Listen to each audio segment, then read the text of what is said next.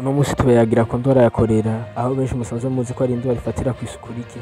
Indwara iterwa n'agakoko vibrio cholerique canke vibrio cholerae gatuma umurwayi acibwamwo vyo ku rugero ruri hejuru, kubw'ivyo agatakaza amazi menshi mu mubiri.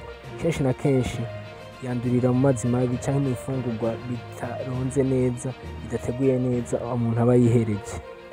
Ibimenyetso nyamukuru ni ugucibwamwo no kugabanuka kw'amazi mu mubiri. Guhungabana no gufatwa navyo birashobora kugaragara mu gihe bikomeye, ariko ivyo bishika gake. Abantu barwaye iyo ndwara barashobora kugira ibimenyetso bikurikira nko kubabara mu nda, ibimenyetso vya gastrointestinal arivyo gucibwamwo, kudahwa, gucibwamwo bikabije canke kumva iseseme. Umurwayi aracika intege, akaga umwumwa, ndetse mu mubiri hakibonekeza urugero rutagereranije hagati y'ivyunyunyu nka sodium, potassium, chlore, calcium, magnesium, phosphore be n'amazi mu mubiri, arivyo twita trouble d'équilibre hydroélectrolytique. Cholera ihora yaduka nk'ikiza kibangamiye amagara mu turere twa Afrika, Aziya ndetse na Amerika y'Amajepfo. Iherekanwa ryayo rica mu kanwa, amazi canke gufata ibifungurwa bicafuye. Igitigiri kinini c'abantu bafise isuku rike naco kigira uruhara runini mu gukwiragiza ikiza.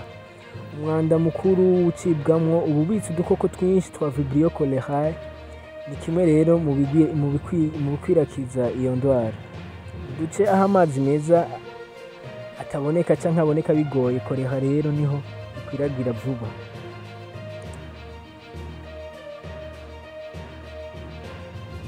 Imigambi rusangi y'isuku nko gukaraba intoki n'amazi meza n'isabuni, kubaka utuzu twa sugumwe ahantu hahurira abantu benshi, isuku ry'ibiribwa mu gihe ry'itegurwa ryavyo ni bimwe mu migambi yodufasha kwikingira iyi ndwara ya cholera. Ku mwaka cholera yandura abantu bari hagati ya miliyoni 1.3 na miliyoni 4, hanyuma abari hagati y'ibihumbi 21 gushika ku bihumbi 143 irabahitana.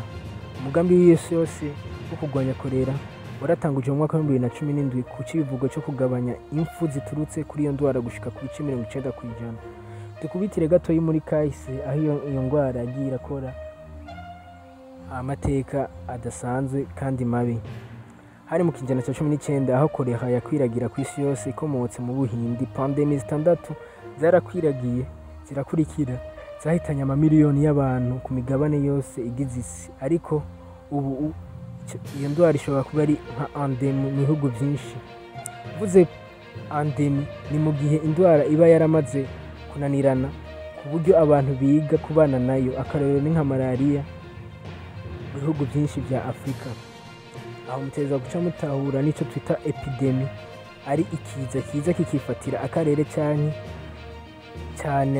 cyane mu kiringo runaka.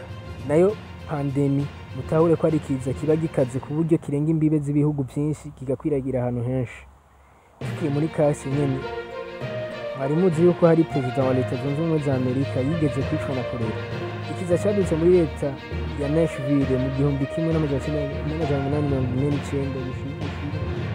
1850 cyahitanye perezida wa Amerika agira 11 James Knox Polk. Mwakoze cyane mwese mwashoboye gufata akanya mugakurikirana ikiganiro Gutahura. Ndibaza mwashoboye kwamenyera byinshi bitari muzi byerekeye imibonano mpuzabitsina. Nimubandanye mugira subscribe kugira ntihagire ikiganiro na kimwe kizeze kirabacika. Mwakoze.